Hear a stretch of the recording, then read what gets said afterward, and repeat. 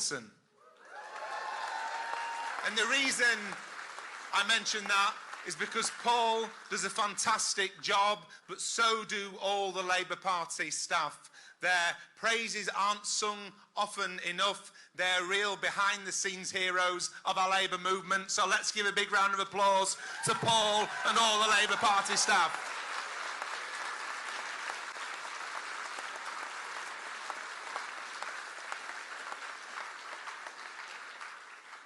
And Paul's very good at making nervous candidates not feel nervous anymore.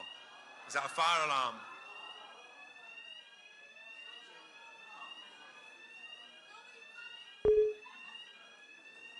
I'll wait for advice on this.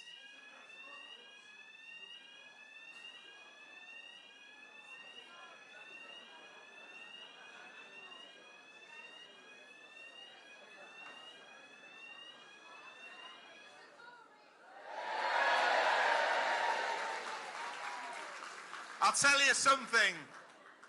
Donald Trump can't stop us. The Daily Mail can't stop us. And there's no way an accidental fire alarm is going to stop us either. And it gives me great pleasure to introduce somebody who's...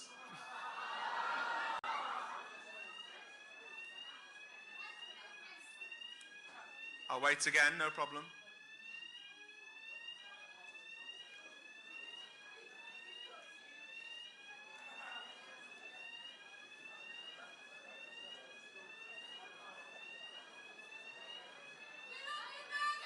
Thanks. At least somebody does. Thanks very much. How are you doing? You all right? It's quite good tonight, isn't it? Apart from this fire alarm.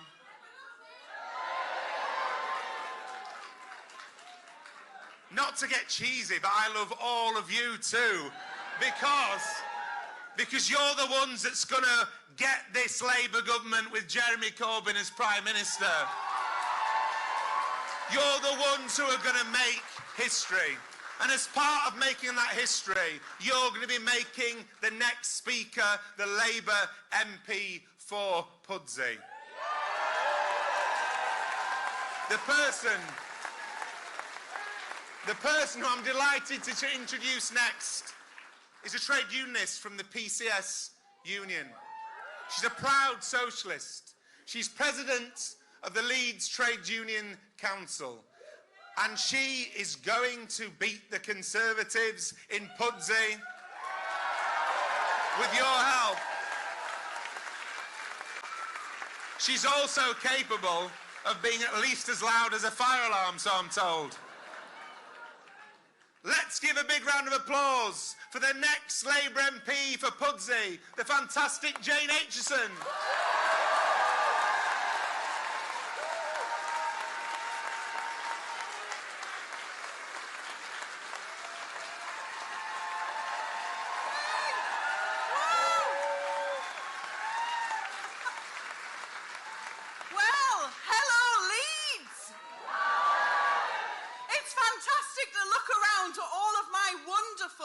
Socialist family.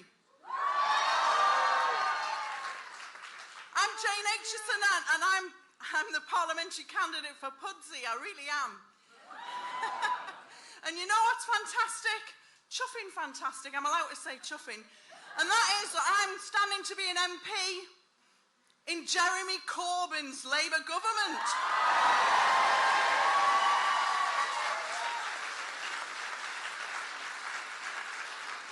That's incredible for me because I'm not a politician, I'm a public sector worker through and through.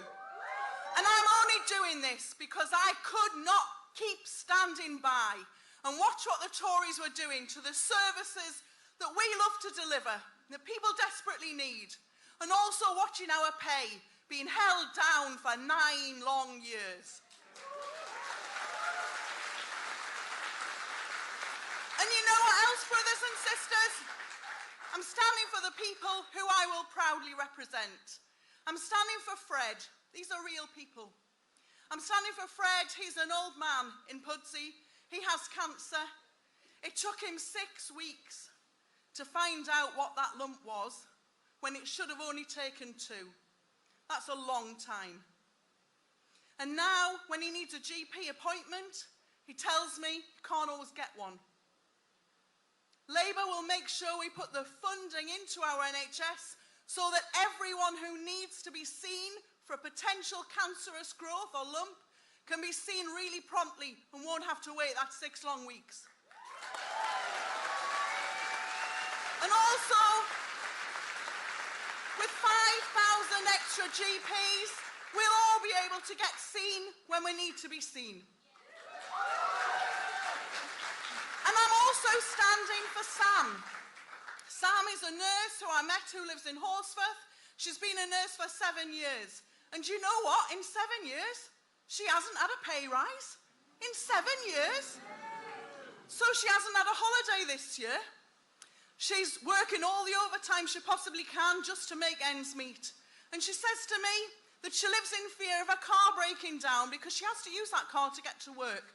And the last time it broke down, she had to take out a loan in order to get it fixed. Now for Sam, Labour will give her an immediate 5% pay rise. But we will also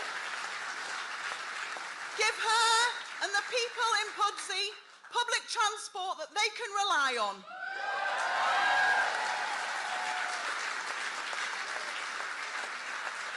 And we will give Sam and every single one of us 4 extra, much needed bank holidays a year. And you know, I'm also standing for Lucy and Emma, who I only met this week. They came along to help one night. It was absolutely pouring a rain, but they came along to help us canvass. Young women, very keen, weren't Labour Party members, had just come along to help because they said they felt really passionately about the NHS. So they'd come out after a long, long day at work. And what was that work? 2 GPs, 2 young GPs coming out to pound the streets with me because they desperately care.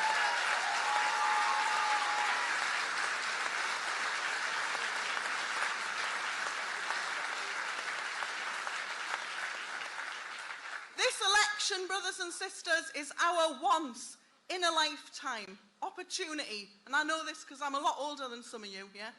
It's our once in a lifetime opportunity for the real change that we desperately need and the people out there desperately need. And to get a socialist into number 10.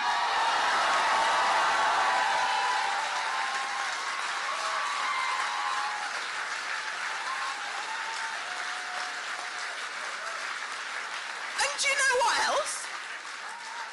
I'll tell you what else. We could get a socialist into number 11 as well. You know? What an opportunity, a real opportunity. But not everyone sees it. And that's why those doorstep conversations are so important. And I thank every single one of you who's been out on the doorstep so far helping. Please keep doing it because it really works. Because, thank you, I love you all as well. Some people still think that we're all the same. Our policies show that we're not all the same.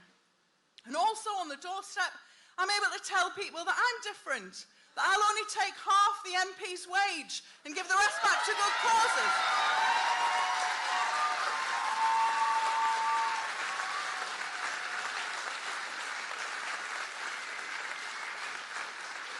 But you know what really proves that we're different?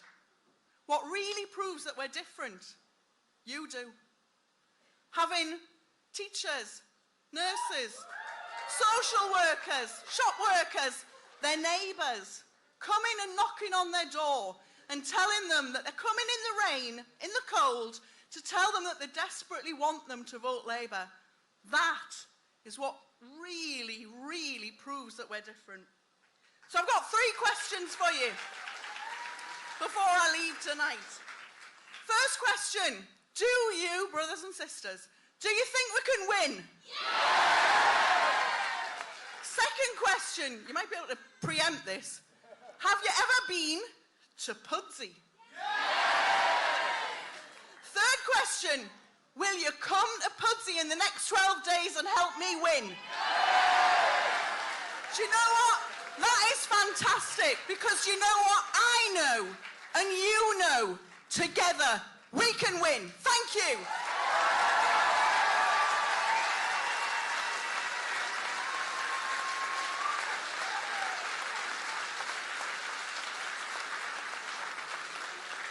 Well, wasn't that fantastic? I can't wait until maybe 4 or 5 in the morning, on the morning of Friday the 13th of December. Unlucky for some, unlucky for the Tories. I can't wait until 4 or maybe 5 in the morning when I'm sat on my sofa drinking a coffee to keep me awake. I'll have been to the count already and come back hopefully. And I'll see it flash up on the screen. Pudsey, Labour gain.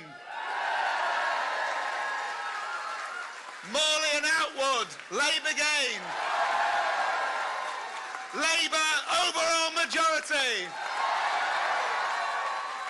And when that happens, I won't just think of Deanne, I won't just think of Jane, I'll think of all of you, because when the history books are written about this fantastic victory that we can and will achieve, the historians will ask the question, who did that? And the answer will be, you did that. Thank you very much.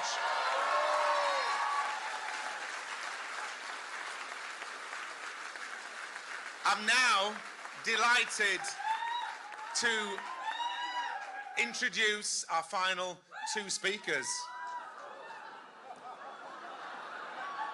How are you, mate? You all right? Good to see you.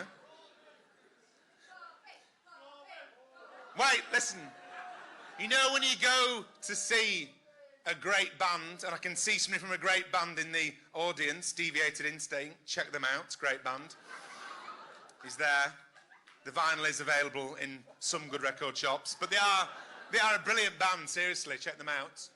You know when you go to see a great band and it says on the ticket, very special guest support, and you wonder, who is it? The great news tonight is that the very special guest support, all the way from over the rain-lashed Pennines, is none other than the next Secretary of State for Education.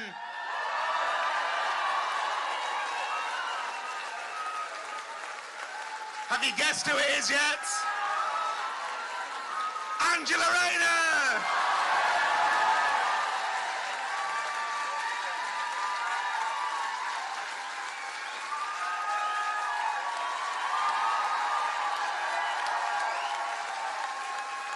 Thank you, Leeds. I think Richard's just called me a warm-up act. But it's okay, I don't mind being the next Prime Minister's warm-up act. That's fine by me. And I tell you what, Leeds, you're so hot that you set the fire alarms off. Twice. For the few and not the many. It's an absolute privilege to be here with you tonight. We've got 12 days left. 12 days and we're going to change this country. And I'm going to bring the temperature down a little bit because we've already heard from some fantastic speakers about what's happening in our National Health Service at the moment. I've got to give some home truths about what's happening in our education system at the moment. We've lost over 1,000 Sure Start centres. The jewel of the crown of the last Labour government was those Sure Start centres. I know, because when I was a mum at 16, I visited that Sure Start centre and they taught me all I needed to know about being a good mum and loving my child.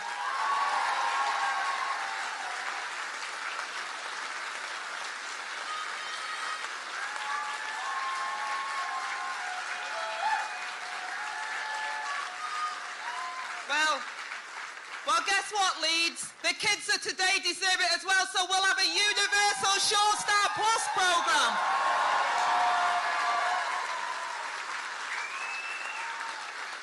Because you know what? There's no point in trying to fix children once they've been broken. All our children deserve that nurture and support right from the start. And that's why, where the Tories have cut the providers, cut the services to childcare, locked out the children that need it the most, we will provide a genuine 30 hours of free childcare for all 2 and 3 and 4-year-olds in our country.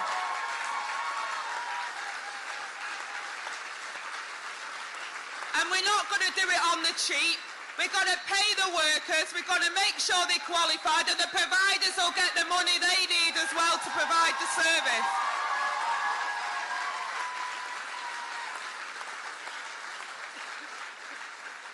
Now, you know me, I don't like to boast.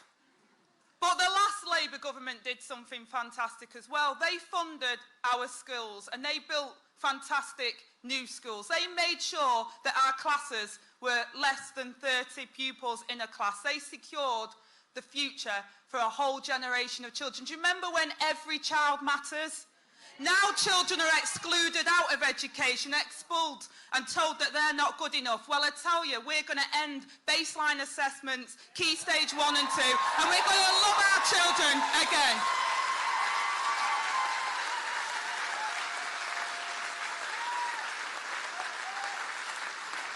And class sizes will be below 30 pupils again. And guess what? We're going to have qualified teachers in the classroom.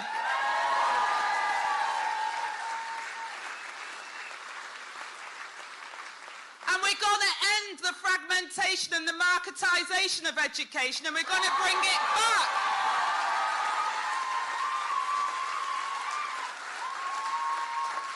We're going to make it collaborate, and we're going to make them accountable to their local areas. And we're going to make sure that head teachers don't have to send letters home begging for the vital resources they need for our schools to do the right thing. So CEOs of multi-academy trusts will not earn hundreds of thousands of pounds when our kids don't have the resources they need.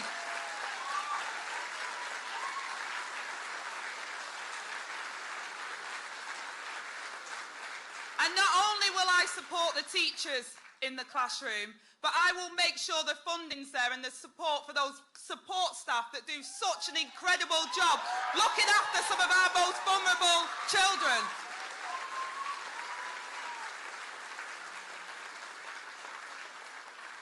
And I'm sure Jeremy will tell you himself, but you know, one of the most important things for our children that's so cruelly taken away, especially in our state system, but you know, it's okay for the private system, of course, is that our children don't get access to arts and music regular in schools. We will bring it back and have a pupil arts premium so that all children can have music and art in their life.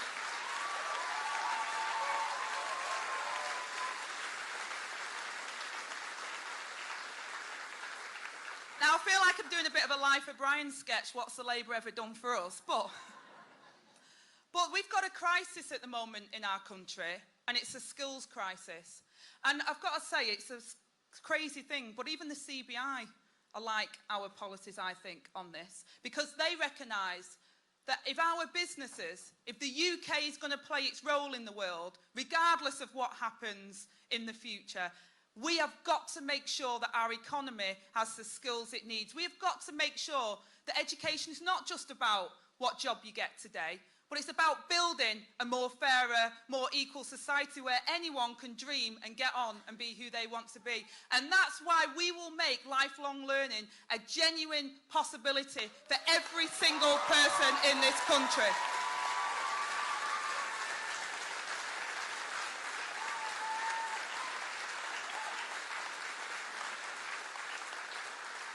No one will be locked out of education. When is it? At what point in our life are we told that our dreams don't matter anymore? When life gets in the way, when we're all at school and they say, what do you want to be when you grow up? And you say, I want to be a nurse, I want to be an astronaut, I want to be an engineer. And then somehow life gets in the way. I had a child at 16 and didn't finish my education because at the time I was busy looking after my mum and had a few other things to think about. My school didn't fail me. If my school had failed me, I wouldn't be stood in front of you today being the articulate person that I am.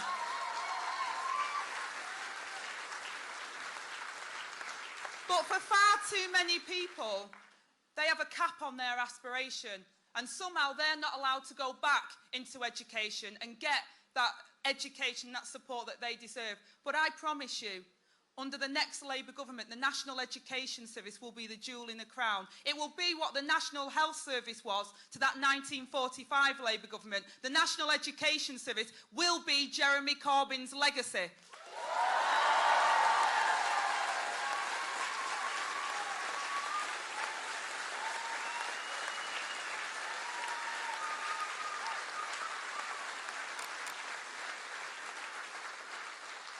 And I don't see why it's acceptable for kids who go to university that they're told that they've got to leave university with £57,000 of debt. We will abolish tuition fees.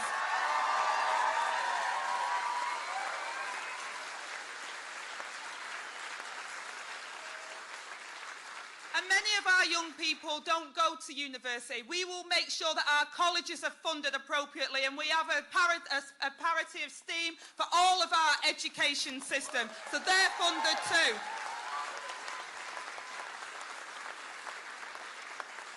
And you know, the naysayers will say that we can't afford it, but I say we cannot afford not to invest in our best asset, and that's our people.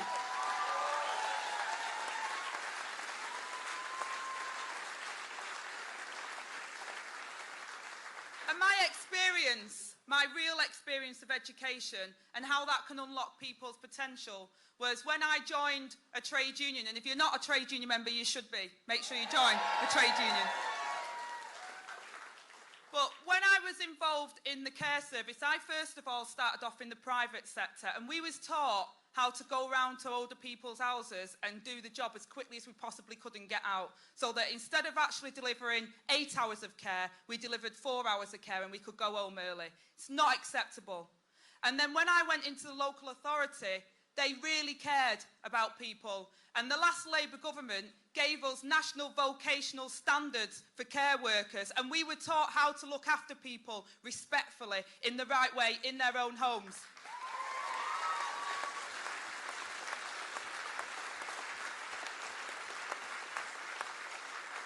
And I've got to say, friends, that not only was I able to give people respect when they were dying and terminally ill, not only was I able to give people the time that they deserved, the girls and myself, the people we worked alongside, were able to get trained up and unlock our potential and suddenly realise that we could learn and we could do a good job. And some of those girls who I worked alongside were in their 50s, and their children was there as they got their foundation degree, who never thought that they would ever be able to do that.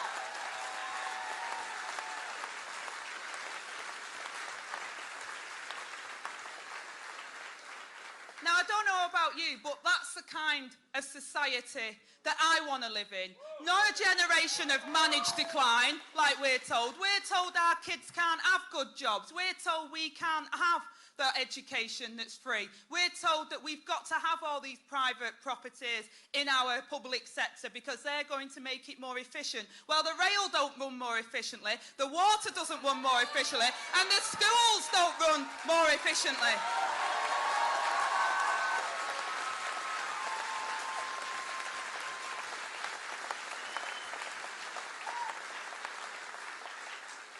I can honestly say I have never been more prouder of representing our movement and our party. You made me the person I am today. You took me from the girl off a council estate who was pregnant at 16 with no qualifications, being told that I'd never amount to anything, and you said, Angie, you're worth it. That's the message that we do as a movement.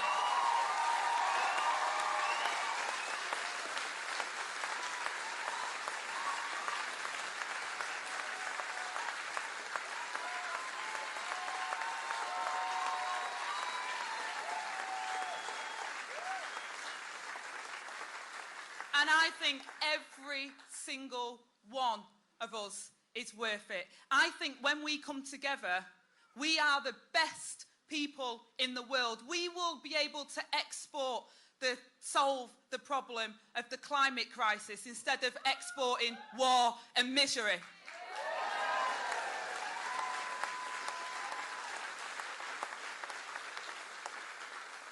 We will lead by example instead of blaming our neighbour. We will love thy neighbour again.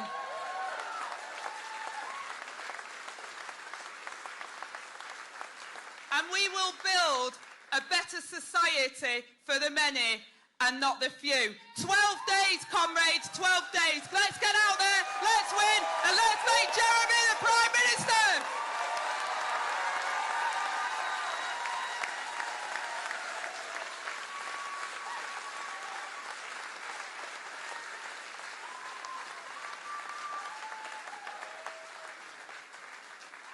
Wasn't that fantastic? See, there's no division between that side of the Pennines and this side of the Pennines. It's all fine. We're all about bringing people together. Now, I've only got another 5 speakers to introduce now. Jeremy's on his way. No, there's one more speaker to introduce, and it makes me very, very proud to be with you all tonight as a Leeds lad and introduce him. I remember, I mentioned earlier, when a load of us used to come into this room every Friday night for this metal nightclub Star in the late 90s. And I used to, at that time, even though I was a teenager, I used to read the articles by Jeremy Corbyn, see his speeches and other things. And I would have never dreamed back then, or rather I did dream, that somebody like Jeremy Corbyn would end up as the leader of our Labour Party. But he is, and that's fantastic. I remember, and I'll never forget, speaking at the Royal Armouries in Leeds in the first leadership contest, speaking at the Royal Armouries in Leeds at the second leadership contest, and I'm very pleased to be speaking now before Jeremy Corbyn becomes the Prime Minister of our country.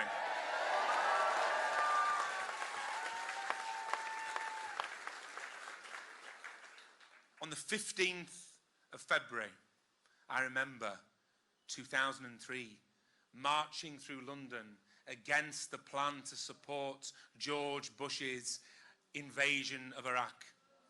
I remember seeing Jeremy Corbyn speak that day, and I'd have never have thought, I'd have only dreamed at the time, that one day he would be leader of our party, that one day he would be Prime Minister. He's a person ahead of his time. He was ahead of his time on gay rights. He was ahead of his time in terms of standing up for peace and against war. He was ahead of his time in tackling and challenging racism.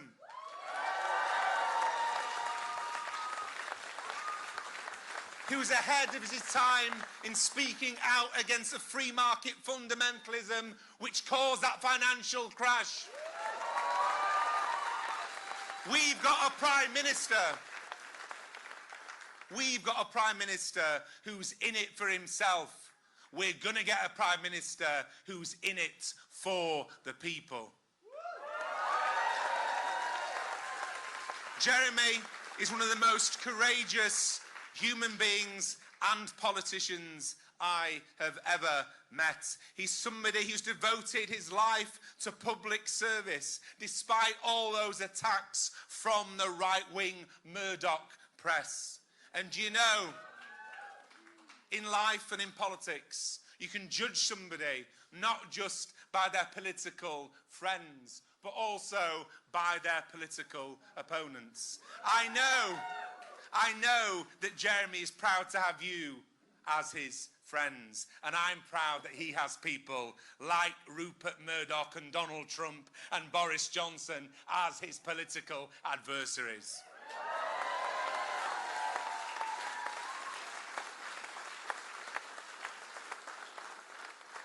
We're here today at a great historic moment. We're going to get that Labour government. We're going to make Jeremy Corbyn Prime Minister. You're going to make Jeremy Corbyn Prime Minister. We're going to get the most anti-racist Prime Minister in our country's history. We're going to get the most anti-war, pro-peace Prime Minister in our country's history. We're going to get the most pro-equality Prime Minister in our country's history. We're going to get the best kind of Prime Minister, because the best kind of Prime Minister is someone who hasn't twisted and turned all his political life in order to become Prime Minister.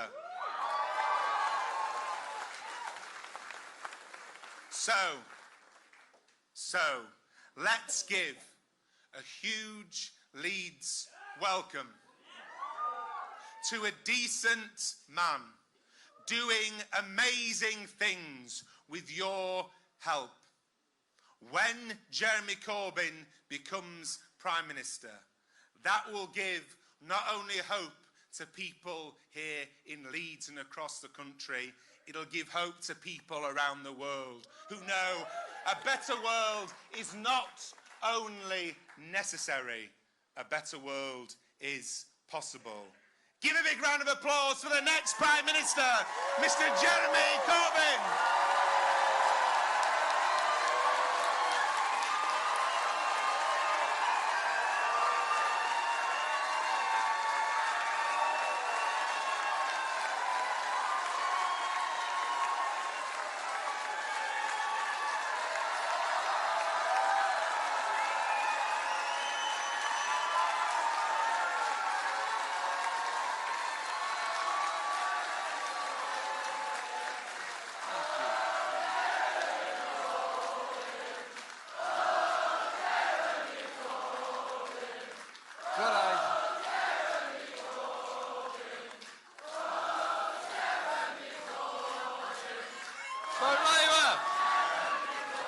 Thank you.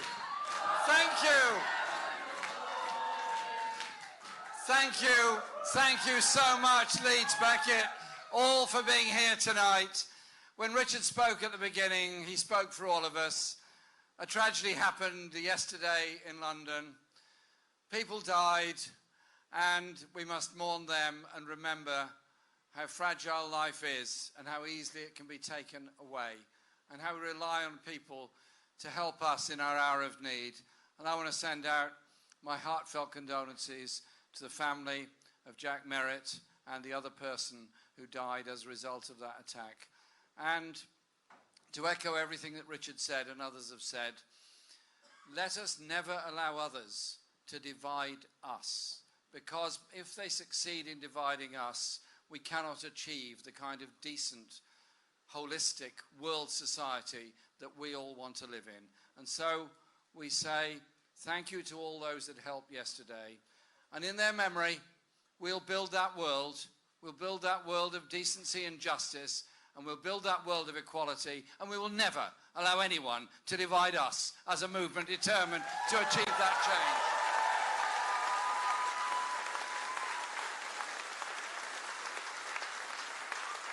I want also to say tonight, I've got two red books with me here. One's my notebook, which is notes of every place I go and every meeting I have and everyone that I meet. And from those meetings, I learn about people's lives, learn new ideas, and so on. And then I've got this book here. Now then,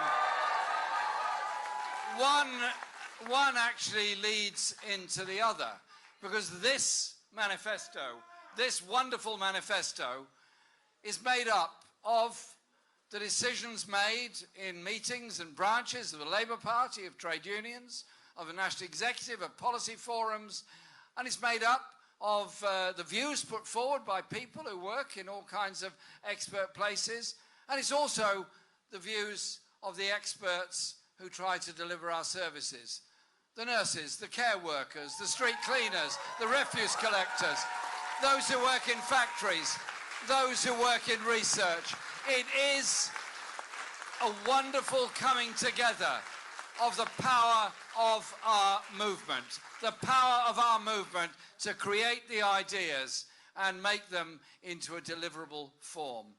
And this notebook is what I live by, because if you think about it, every single person you meet anywhere knows something you don't know.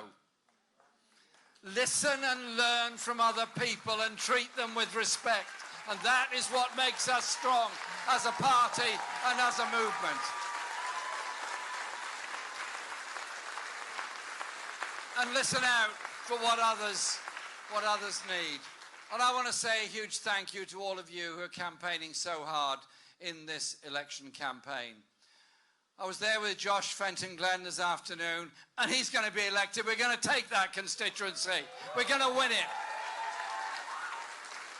And we have Deanne and Jane here. They're both going to take it. We're going to win it.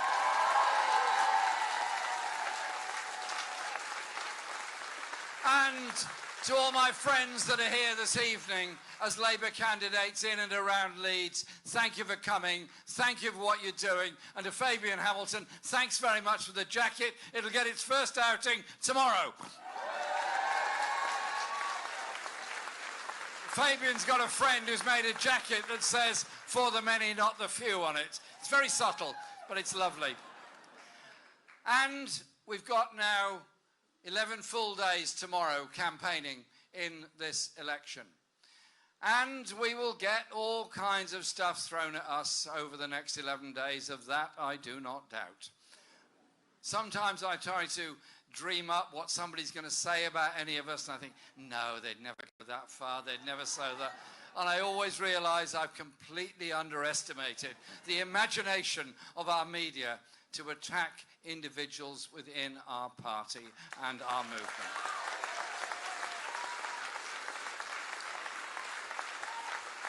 I don't mind them challenging our policies. That's absolutely fine.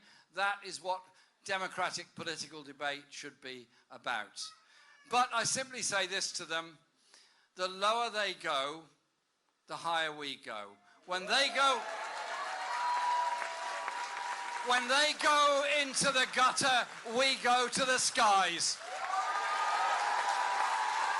Because I'm simply not interested in that style of politics at all. Because once you get involved in exchanging bits and pieces of personal abuse, the first one or two exchanges can be quite funny, can be quite witty, and after a short while, people are totally turned off. What does it actually do for them, their lives, our society, this country, or indeed any of the great issues in the world? This election campaign is a total game changer. We have this manifesto. We have a vision of the kind of world that we can live in. And what do the others have? Well, earlier this week rather, I produced that 512 pages of documentation that was supposed to be kept secret of the trade talks going on between the British government and the United States. They're very revealing indeed. Liam Fox, the Trade Secretary himself, was at the first of the meetings, and they went through a whole lot of things. And the US, very early on, laid down its red lines. Its red lines were, 1, access to our public services in any future trade agreement. They then go on to deftly describe something which I'd never heard about before, called the health market in Britain. The last time I looked, it was called the National Health Service, not a market. And they said it had to be opened up. They then went into some detail about the patents on medicines, as John explained earlier. Yes, medicines are expensive. Research into medicines is very expensive. That I fully understand. But the needs for them are huge, and the profits made out of them through the patent system are absolutely enormous. So we are pledged not to open up our market to the US pharmaceutical companies to come and run our National Health Service, but for us to do all we can to buy the patents where the public have made a contribution to the research, and to set up a generic medicines manufacturing facility within our National Health Service.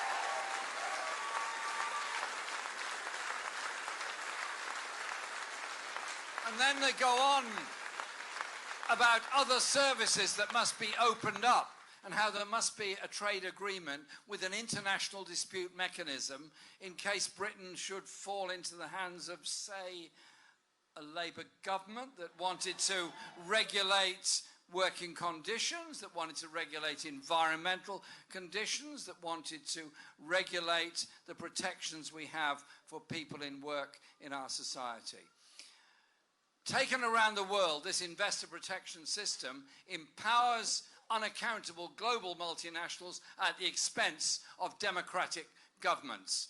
Well, I'll tell you this, we're not getting involved with that kind of trade agreement with the United States. We're not putting our public services up for sale. We're not putting our NHS up for sale.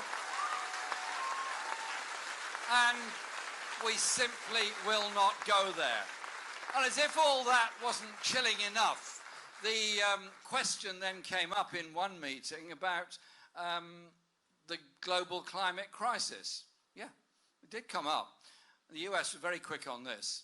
They said, there's not an appetite in the United States for any kind of discussion about the climate crisis around the world. It is not to form any part of any trade agreement whatsoever.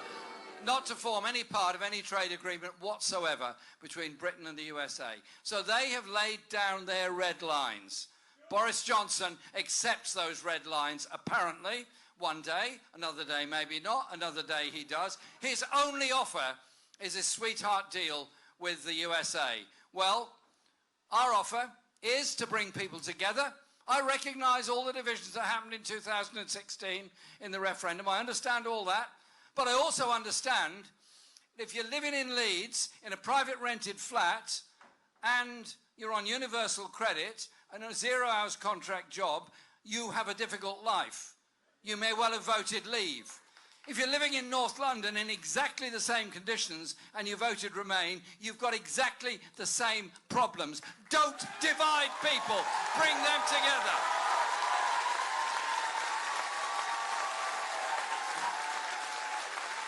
And so we will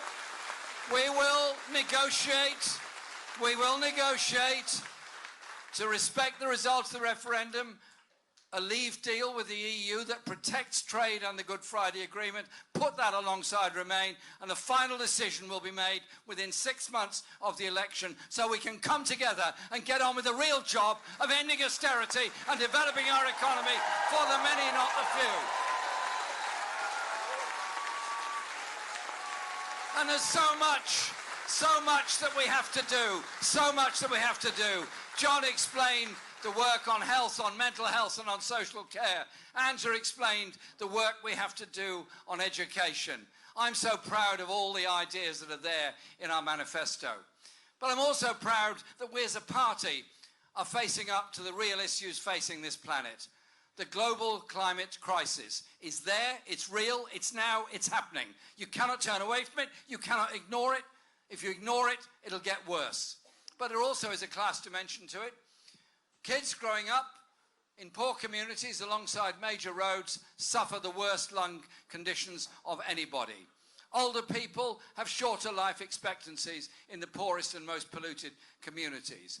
The poorest communities tend to be those at risk from flooding, and so it goes on. That's in this country. On a global scale, it's the poorest people in the most vulnerable places in the world who suffer from global warming, sea rises, floods, and famine and drought. We cannot and should not ignore it. The Paris Climate Change Accord was a huge step forward. Indeed, I was there in Paris with Barry Gardiner, one of the triumvirate of our shadow cabinet, have done such great work on this. Our answer to this is, it's a danger, yes, obviously. I want to lead a Labour government that will host the next climate conference in Britain next year that will go further than Paris in lowering emissions in order to try and prevent that global warming. I want to go even further than was achieved under the last Labour government with the Climate Act that went through. But I also want to head up the idea of a green industrial revolution that will create those jobs of the future, those jobs in energy production from sustainable means, wind, wave, power, and also the big projects like the Swansea Bay Lagoon and also the Mersey Barrage. But also, it's about retrofitting homes, and there's an awful lot of jobs to be created in the work in those homes, in the manufacturing, and all that goes with it. And it's also about our natural world. So I was very pleased to release our plan for nature in Southampton on Thursday. I dreamt of the day many years ago when people would actually take seriously a discussion about biodiversity, bird life, insect life, and the way in which we treat our natural world and our land. Because it is about that interdependence of all of us and that interdependence with nature. So all those children in primary schools, students later on in life that have made such a massive contribution in the Extinction Rebellion over the last few months, I say thank you for the lesson you've taught all of us. And our government will work to carry this forward so that we do see that decent, sustainable future for all of us. We cannot go on like this. If we don't, the emergencies around the world will get worse. The numbers of climate refugees will increase. The fight for basic resources like water and space will get worse. I want to lead a Labour government that's serious in this country in dealing with it, but it's also serious on the world stage in dealing with that, the human rights abuses and the dangers to all of us because of the lack of democracy and human rights in so many places. So, this election is about the jobs of the future. It is about, as John McDonnell has put forward, these wonderful ideas, proposals for National Investment Bank with regional funds as well, so that the imbalance of investment between London and the South East and Yorkshire and the North East and North West will become a thing of the past. We will do things fairly across the whole country. We cannot go on being such an unbalanced country and unbalanced society. Transport investment for every part of the country.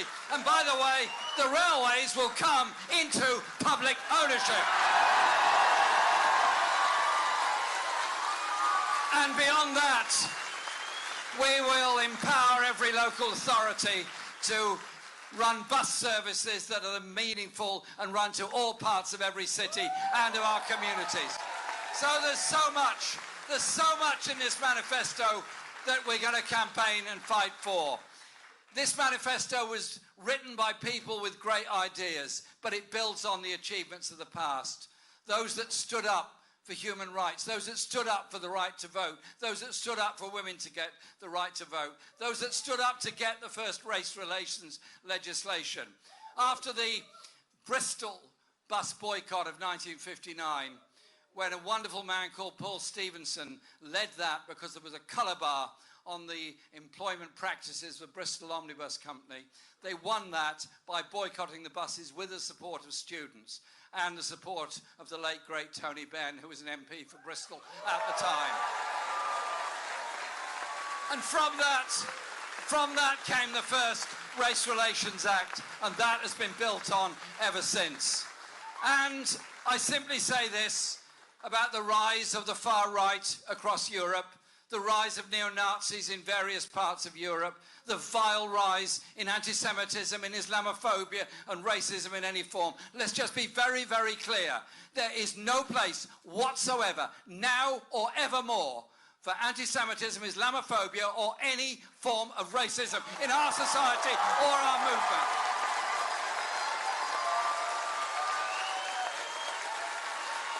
Because the only thing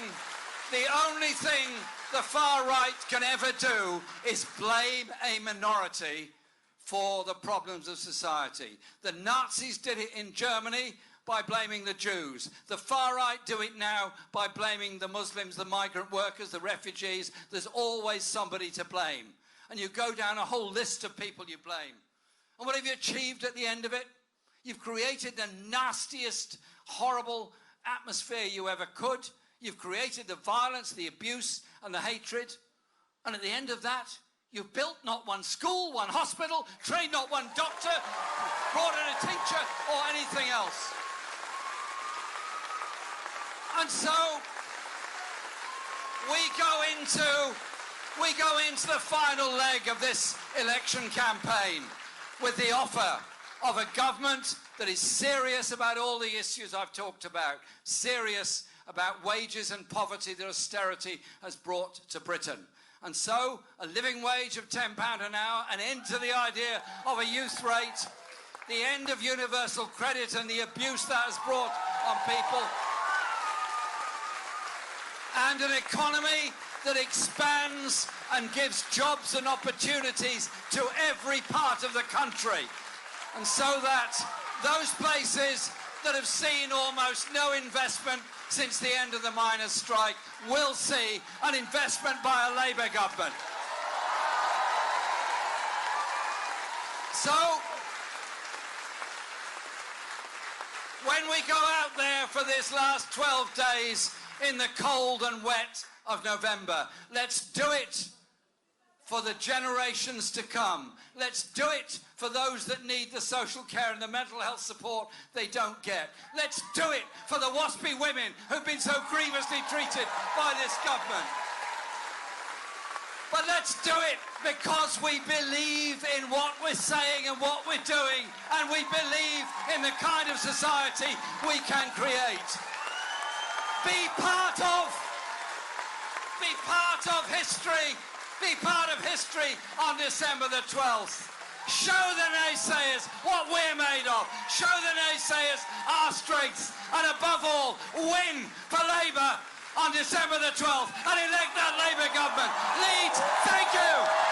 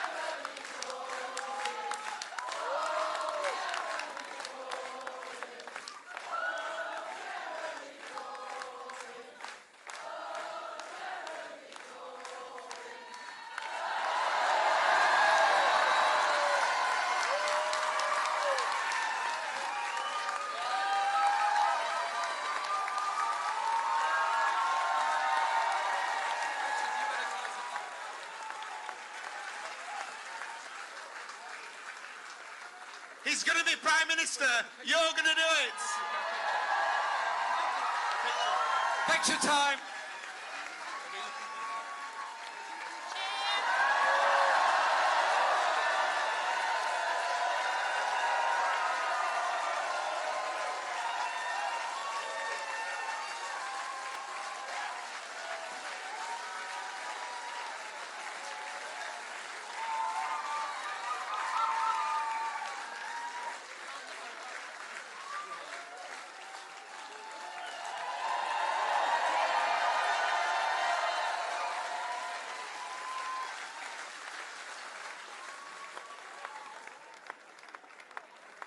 I just want to finish with the two most important words of all, not said often enough, from me, from everyone on this stage, from the bottom of our hearts. Thank you. Thank you. Thank you. Thank you for what you've done. Thank you for what you're going to do. You are going to make history. You are going to make Jeremy Corbyn Prime Minister. Thank you very much.